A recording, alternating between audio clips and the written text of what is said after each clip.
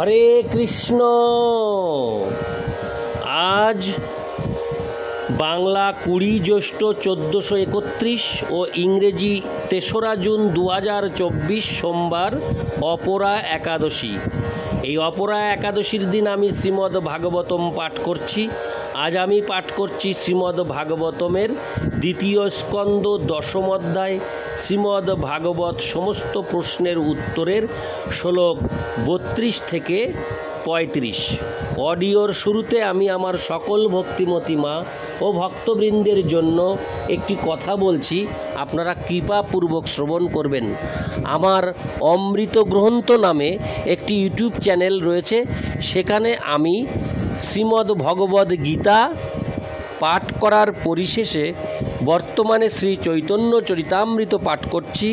আপনারা যদি শুনতে আগ্রহী হন তাহলে কৃপাপূর্বক অমৃত গ্রন্থ চ্যানেলটিকে সাবস্ক্রাইব করবেন। ইউটিউবে সার্চ অপশানে অমৃত গ্রন্থ লিখলেই চলে আসবে আমার সেই চ্যানেল, যেখানে আমি শ্রীমদ্ ভগবদ্ গীতা পাঠ পরিশেষে বর্তমানে শ্রী চৈতন্য চরিতামৃত পাঠ করছি। তাই আপনারা কৃপাপূর্বক অমৃত গ্রন্থ চ্যানেলটিকে সাবস্ক্রাইব করে আপনারা শ্রীমদ্ ভগবদ্ গীতা ও চৈতন্য চরিতামৃত শ্রবণ করুন। আর আপনারা জীবনের পূর্ণতা এই ভাগবত পাঠের চ্যানেলটিকে সবাই সাবস্ক্রাইব করে আমাকে আশীর্বাদ করবেন, পাশে থাকবেন। এবং আপনারা জীবনের পূর্ণতা চ্যানেলের প্রত্যেকটি অডিও শোনার পরিশেষে একটি করে কমেন্টস করে আমাকে জানাবেন আপনারা কোথা থেকে শ্রবণ করছেন এই অডিওটি। এটি করলে আপনাদের সাথে আমার একটি সুসম্পর্ক থাকবে। আপনাদের সম্বন্ধে আমি জানতে পারবো, আমার সম্বন্ধে আপনি জানতে পারবেন।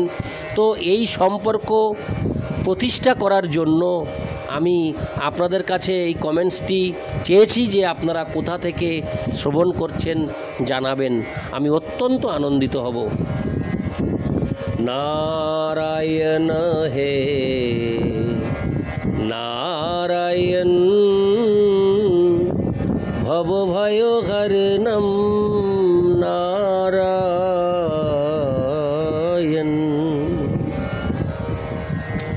শ্লোক 32। গুণাত্মকানীন্দ্রিয়াণি ভূতাদি প্রভোবা গুণা মনো সর্ববিকারাত্মা বুদ্ধির বিজ্ঞান রূপিণী।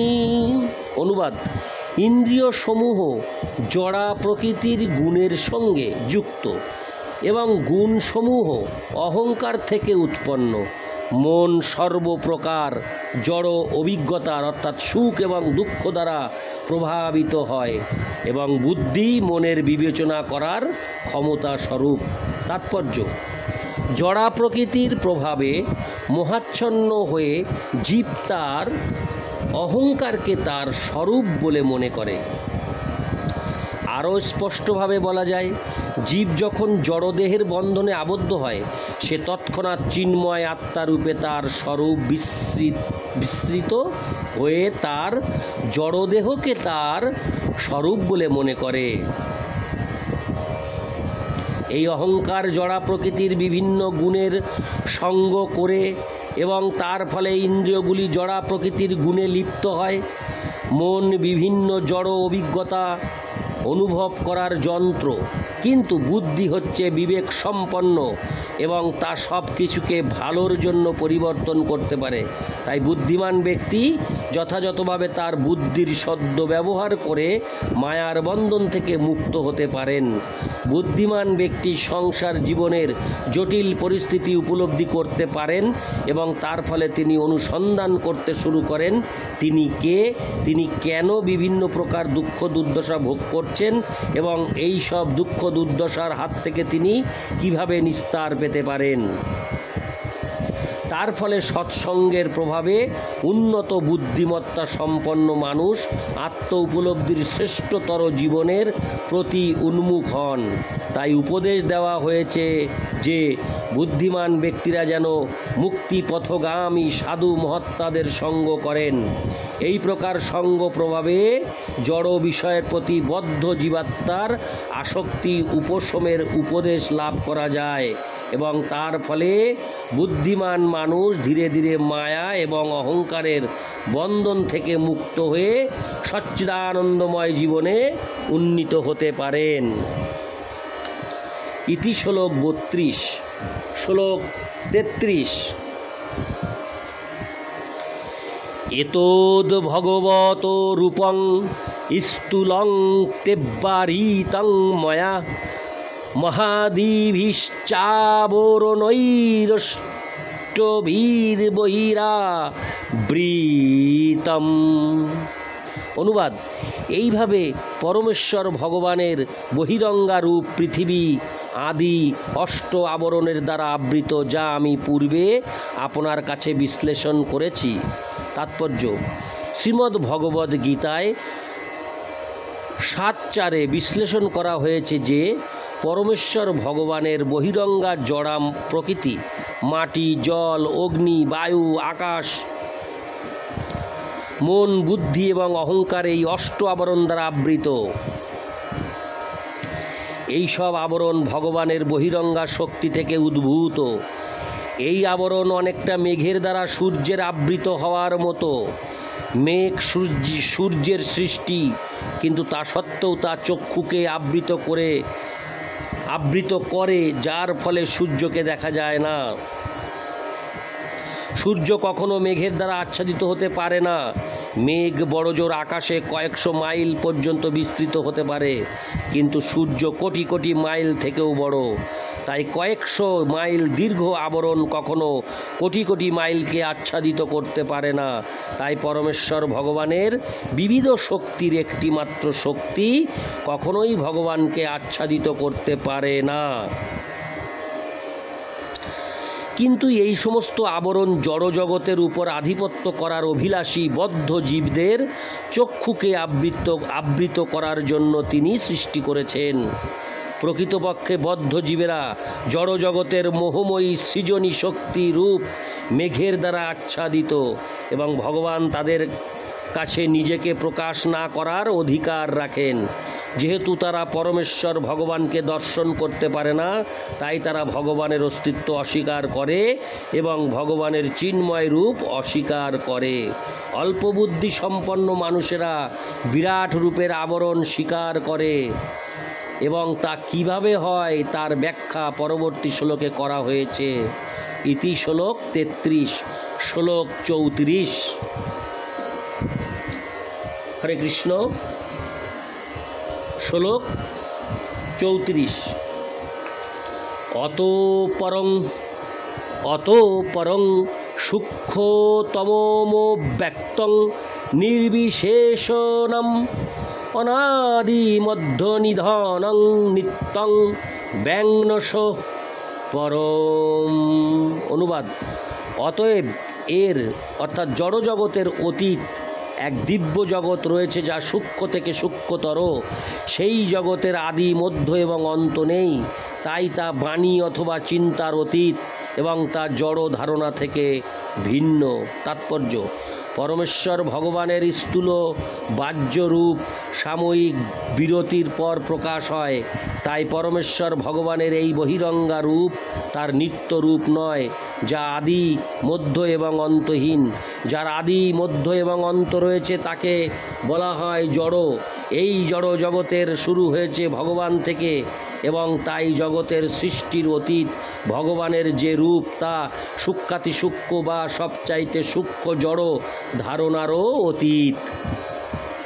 জড়জগতে আকাশ সূক্ষ্মতম বলে মনে করা হয়, তার থেকেও সূক্ষ্ম মন, বুদ্ধি এবং অহংকার।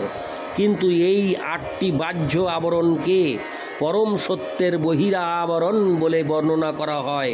তাই পরম সত্য জড় ধারণার অনুমান এবং অভিব্যক্তির অতীত। তিনি অবশ্যই সমস্ত জড় ধারণার অতীত, তাই তাকে বলা হয় নির্বিশেষণম। কিন্তু তা বলে এটা কখনো মনে করা উচিত নয় যে তিনি চিন্ময় গুণাবলী রহিত। বিশেষণম মানে হচ্ছে গুণাবলী, তাই নি যোগ করার ফলে তার অর্থ হচ্ছে যে তার কোনো জড় গুণ বা বৈশিষ্ট্য নেই। এই নিষেধাত্মক পদে 4টি দিব্য গুণ রয়েছে, যথা অব্যক্ত, পরম, নিত্য এবং মন বা বাক্যের অতীত। বাক্যের অতীত মানে জড় ধারণা শূন্য। যতক্ষণ পর্যন্ত না চিন্ময় স্তরে স্তরে অধিষ্ঠিত হয়, ততক্ষণ তার পক্ষে ভগবানের দিব্যরূপ হৃদয়ঙ্গম করা সম্ভব নয়।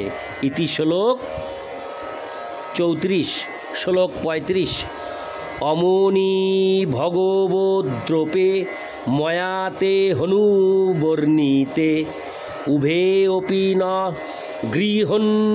গৃহন্নন্তি মায়া সৃষ্টে বিপশ্চিত। অনুবাদ: জড় দৃষ্টিকোণ থেকে ভগবানের যে উপরোক্ত বর্ণনা আপনার কাছে করলাম তা ভগবানের সম্বন্ধে অবগত শুদ্ধ ভক্তদের দ্বারা স্বীকৃত হয়নি। তাৎপর্য: নির্বিশেষবাদীরা পূর্ব বর্ণিত 2টি রূপে পরমেশ্বর ভগবানকে চিন্তা করে। একদিকে তারা ভগবানের সর্বব্যাপ্ত বিশ্বরূপের আরাধনা করে, আবার অপর পক্ষে তারা ভগবানের অব্যক্ত অবর্ণনীয় সূক্ষ্ম রূপের চিন্তা করে। সর্বেশ্বরবাদ এবং একেশ্বরবাদ যথাক্রমে ভগবানের স্থূল এবং সূক্ষ্ম রূপের ধারণায় প্রযোজ্য, কিন্তু জ্ঞানবান ভগবদ ভক্ত এই 2টি সিদ্ধান্তকেই উপেক্ষা করেন, কেননা তারা যথাযথভাবে ভগবানকে জানেন। সে কথা ভগবদ গীতার 11 অধ্যায়ে অতি স্পষ্টভাবে উল্লেখ করা হয়েছে, যেখানে পরমেশ্বর ভগবান শ্রীকৃষ্ণের বিশ্বরূপ দর্শন প্রসঙ্গে অর্জুনের অভিজ্ঞতা লিপিবদ্ধ আছে। অদৃষ্ট পূর্বং ঋষিত হস্মি দৃষ্টা ভয়েন চ প্রব্যথিতম। হরে কৃষ্ণ। প্রব্যথিতং মনো মে তদেব মে দর্শয় দেব রূপং প্রসীদ দেবেশ জগন্নিবাস। ভগবদ্গীতায় 11:45। ভগবানের শুদ্ধ ভক্ত অর্জুন পূর্বে কখনো ভগবানের বিশ্বরূপ দর্শন করেননি, কিন্তু যখন তিনি তা দর্শন করলেন তখন তার কৌতূহলের নিবৃত্তি হয়েছিল। কিন্তু ভগবানের শুদ্ধ ভক্ত হওয়ার ফলে ভগবানের সেই রূপ দর্শন করে তিনি প্রসন্ন হননি। ভগবানের সেই বিরাট রূপ দেখে তিনি ভীত হয়েছিলেন, তাই তিনি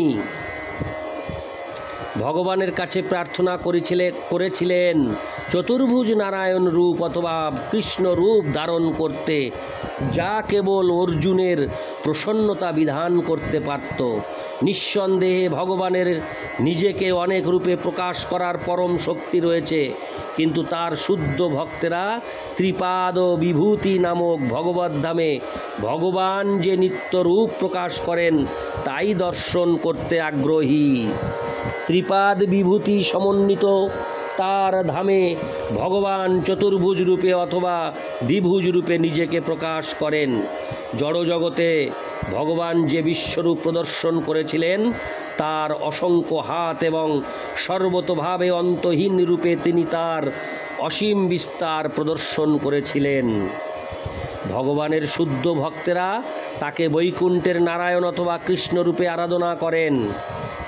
কখনো কখনো ভগবান কৃপাপূর্বক শ্রীরাম, শ্রীকৃষ্ণ, শ্রী নৃসিংহদেব আদি তার বৈকুণ্ঠের রূপসমূহ জড়জগতে প্রকাশ করেন এবং তখন ভগবানের শুদ্ধ ভক্তেরা তাদের আরাধনা করেন। সাধারণত ভগবান জড়জগতে যে সমস্ত বাহ্য ও স্থূল রূপে প্রকাশিত হন, বৈকুণ্ঠ লোকে তাদের অস্তিত্ব নেই এবং তাই ভগবানের শুদ্ধ ভক্তরাও সেই প্রকাশসমূহকে স্বীকার করেন না। প্রথম থেকেই ভক্তেরা বৈকুণ্ঠ লোকে স্থিত ভগবানের শাশ্বত রূপসমূহের আরাধনা করেন। নির্বিশেষবাদী অভক্তেরা ভগবানের জড়রূপ সমূহ কল্পনা করে এবং চরমে ভগবানের নির্বিশেষ ব্রহ্মজ্যোতিতে লীন হয়ে যায়। কিন্তু ভগবানের শুদ্ধ ভক্তেরা প্রাথমিক অবস্থা তথা সিদ্ধিলাভের মুক্ত অবস্থা উভয় অবস্থাতেই চিরকাল ভগবানের আরাধনা করেন। শুদ্ধ ভক্তের আরাধনা কখনো শেষ হয় না, কিন্তু মুক্তি লাভের পর নির্বিশেষবাদী যখন ব্রহ্মজ্যোতি নামক ভগবানের নির্বিশেষ রূপে লীন হয়ে যায় তখন তার আরাধনা বন্ধ হয়ে যায়। তাই ভগবানের শুদ্ধ ভক্তদের এখানে বিপশ্চিত বা পূর্ণরূপে ভগবত তত্ত্ব জ্ঞান সমন্বিত জ্ঞানী বলে বর্ণনা করা হয়েছে। ইতি শ্লোক 35। নারায়ণ হে নারায়ণ ভবভয় হরণম নারায়ণ।